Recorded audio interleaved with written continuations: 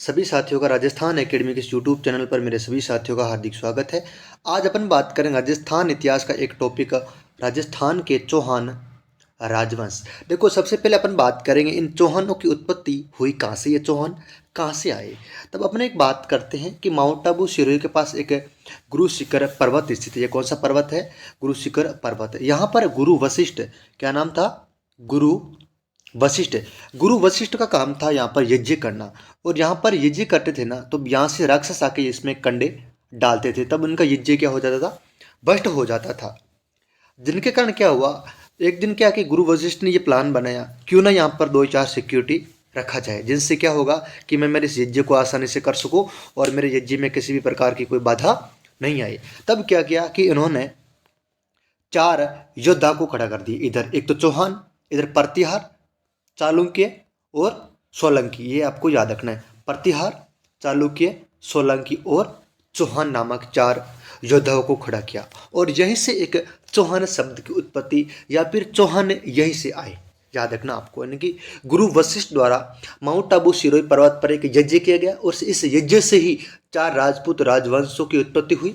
उसमें से सबसे ताकतवर एक राजवंश था, उनका नाम था चौहान राजवंश, या अपन उसको स्थानीय भाषा में चाहमान कहते हैं। अब देखो, इन चौहानों की उत्पत्ति से संबंधित कुछ इतिहासकारों ने ये अलग अलग मत दिए थे कि कुछ लोग ये बता रहे कि चौहान सूर्यवंशी थे, कुछ लोग ये बता रहे थे कि चौहान चंद्रवंशी थे, और कुछ लोग ये मानते कि चौहान विदेश से आए थे। यानी कि सभी अपने इतिहासकारों का अलग अलग मत था।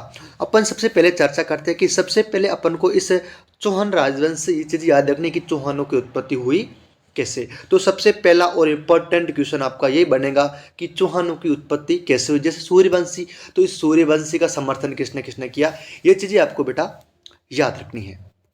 देखिए कि आबू पर्वत पर गुरु वशिष्ठ द्वारा एक यज्ञ करवाया गया, और इस यज्ञ से इसमें अग्निकुंड से प्रतिहार, परमार, चालुक्य और चौहान नामक चार राजपूत राजवंशों की उत्पत्ति हुई। और इनमें से उत्पत्ति से संबंधित प्रमुख मत और समर्थक, यानी कि कुछ लोग ये मानते कि उत्पत्ति अग्निकुंड से हुई, तो इन अग्निकुंड का समर्थन किसने किया था? तो अग्निकुंड की बात करें तो चंद्रबरदय की पुस्तक पृथ्वीराज रासो में चौहानों को अग्निकुंड से बताया गया। और सूर्यवंशी बताने वाले कौन थे? सूर्यवंशी हमीर महाकाव्य ग्रंथ सुरजन चरित्र और डॉक्टर गौरीशंकर हीराचंद ओझा और बेदला शिलालेख में चौहानों को सूर्यवंशी बताया गया। और हर्ष शिलालेख के अनुसार चौहान अनंतपुर शिखर के आसपास के निवासी थे। यानी ये अपना हर्ष शिलालेख है, और इसमें ये लिखा गया कि चौहान अनंतपुर शिखर के निवासी थे, यानी कि यहाँ से उठ के वो चौहान सांबर अजमेर या फिर सांबर जयपुर में गए थे। एक छोटा सा लेख आता है, सेवाड़ी का लेख है। इस सेवाड़ी के लेख में यह लिखा गया है कि चौहान इंद्र के वंशज थे, यानी कि भगवान इंद्र के वंशज माने जाते हैं चौहान। और एक अपना विदेशी, यानी कि चौहान विदेश से आए थे। कुछ लोग मानते कि इंग्लैंड, ब्रिटेन, अन्य देशों से आए थे, तो इनका समर्थन किया था कर्नल जेम्स टोड भाई साहब और विंसेंट स्मिथ, क्योंकि विदेश से ये विदेशी थे, तो इन्होंने ये मान लिया कि चौहान विदेश से आकर राजस्थान में बसे थे। क्योंकि फिर कर्नल जेम्स टोड ने अपने राजस्थान इतिहास की पुस्तक लिखी थी, लेकिन राजस्थान इतिहास के पिता घोड़े वाले बाबा अपन किसको कहते हैं? Colonel James Tod. जैसे अपने कर्नल जेम्स टोड की पुस्तक थी the annals and antiquities of Rajasthan, the central and western Rajput state of India. इस पुस्तक में राजस्थान नाम बात कर तो राजस्थान, राजवाड़ा और ये नाम अपने राजस्थान के विशेष संदर्भ में मिलते हैं। अब देखो, एक लास्ट बच्चा है अपना उत्पत्ति संबंध सिद्धांत है, वो है ब्राह्मण वंश। जो ब्राह्मण होगा वो इस ब्राह्मणों का सपोर्ट करेगा। जैसे अपने गोपीनाथ शर्मा और दशरथ शर्मा ये मानते कि चौहानों की उत्पत्ति ब्राह्मणों से हुई, यानी कि चौहान पहले ब्राह्मण थे, फिर यहाँ से डिवाइड होके जाके चौहान बन गए। एक बात करें कि अपने गोपीनाथ शर्मा की पुस्तक है राजस्थान का इतिहास, कि राजस्थान का इतिहास नामक पुस्तक के लेखक कौन थे? गोपीनाथ शर्मा। और दशरथ शर्मा की पुस्तक है पंवार वंश दर्पण, द अर्ली चौहान डायनेस्टी। इन पुस्तक के लेखक थे दशरथ शर्मा।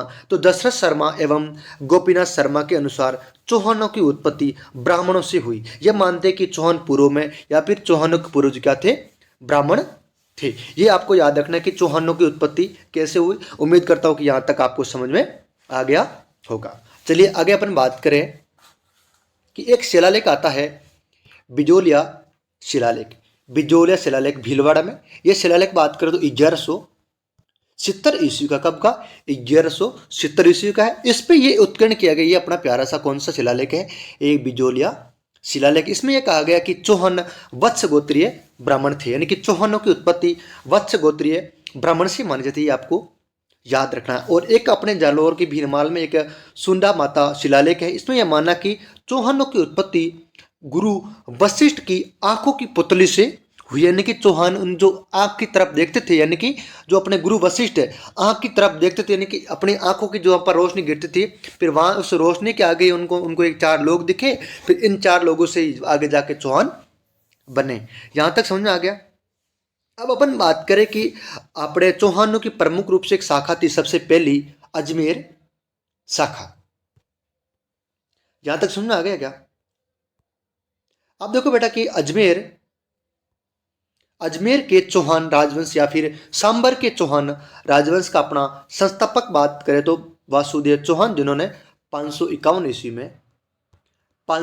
ईस्वी में सांबर के चौहान राजवंश की स्थापना की। तो अपन मान सकते कि वासुदेव चौहान को अपने चौहानों का आदि पुरुष या फिर चौहानों का मूल पुरुष या फिर अपने अजमेर के चौहान राजवंश का संस्थापक माना जाता है। और आपको तिथि याद रखने की 551 ईस्वी में वासुदेव ने चौहान राजवंश की स्थापना की। अपने वासुदेव बात करें कि ये मूलतः अपने नाडोल पाली के निवासी थे, लेकिन वासुदेव चौहानों का मूल रूप से स्थान था नाडोल पाली, याद रखना, ठीक है। अब देखो कि 551 ईस्वी में सपाल दक्ष या फिर सांबर के चौहान राजवंश की नींव डालने वाला कौन था? वासुदेव चौहान। तिथि याद रखना 551।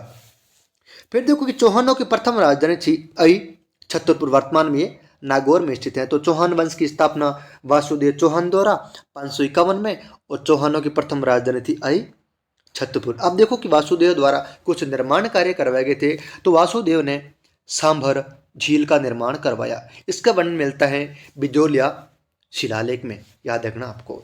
और वासुदेव ने सांभर झील का निर्माण करवाया, और यह अपनी कौन सी प्यारी सी सांभर झील। और इसे सांभर झील के किनारे शाकंभरी के चौहान राजवंश की अपने कुल देवी बात करें तो शाकंभरी माता, इस शाकंभरी माता के मंदिर का निर्माण करवाया था वासुदेव चौहान। तो अब देखो कि सांबर के चौहान राजवंश का संस्थापक वासुदेव चौहान, स्थापना 551, और वासुदेव चौहान मूलतः नाडोल पाली के निवासी थे और अपने संस्थापक भी माना जाता है। और चौहान की प्रथम राजधानी थी छतरपुर, और वासुदेव ने ही 551 ईस्वी में सांबर झील का निर्माण करवाया। और इसका उल्लेख मिलता है बिजोलिया शिलालेख भीलवाड़ा में, याद रखना आपको। आगे अब आगे देखो कि वासुदेव चौहान ने सांबर झील में महामंडलेश्वर महादेव मंदिर का निर्माण करवाया। इस मंदिर में ही दीपदान महोत्सव प्रारंभ किया गया। अब अपन बात करेंगे कि इसे दीपदान महोत्सव मनाया कब जाता है? तो ये कार्तिक पूर्णिमा को ये दीपदान महोत्सव मनाया जाता है। कहाँ पर? इस अपने सांबर झील के आसपास। और बात करें कि अपना ये दीपदान महोत्सव, तो दीपदान महोत्सव कार्तिक पूर्णिमा को, और कार्तिक पूर्णिमा को एक मुख्य तिथि आपको याद रखने की पुष्कर अजमेर में कार्तिक पूर्णिमा को मेला भरता है। इस मेला को रंगीला मेला भी कहता है, और यह मेला ब्रह्मा जी से संबंधित है। एक बात करें तो अपने कार्तिक पूर्णिमा को कोलायत बीकानेर में कपिल मुनि का मेला भरता है। कपिल मुनि का मेला कोलायत बीकानेर में, यह भी कार्तिक पूर्णिमा को लगता है। अब देखो कि चौहान वंश के शासक गुहक प्रथम ने हर्षनाथ पर्वत शिखर पर हर्ष मंदिर का निर्माण करवाया, जो चौहान राजवंश का कुल देवता माना जाता है। तो चौहान राजवंश का कुल देवता कौन हो जाएगा? हर्षनाथ, याद रखना आपको। अब देखो कि चौहान राजवंश की कुल देवी या फिर शेखावटी के चौहान राजवंश की कुल देवी हो जाएगी जीण माता। और वैसे बात करें कि सांबर के चौहान राजवंश की कुल देवी शाकंभरी माता, जिसके मंदिर का निर्माण वासुदेव चौहान द्वारा 551 ईस्वी में करवाया गया था। और वासुदेव चौहान द्वारा इस सांबर झील का निर्माण करवाया गया था 551 ईस्वी में, और इसका वर्णन मिलता है बिजोलिया शिलालेख भीलवाड़ा, याद रखना आपको। अब आगे देखो कि चौहान शासक दुर्लभ राज प्रथम के समय अजमेर पर मुसलमानों ने सबसे पहले आक्रमण किया। अब देखो कि सबसे पहले बात करें अपने अजमेर पर यदि मुसलमानों ने आक्रमण किया तो किसके समय किया था? दुर्लभ राज के समय। तो आपसे पूछेगा कि चौहानों पर सबसे पहले मुसलमानों ने आक्रमण किसके समय किया था? अब क्या बताओगी?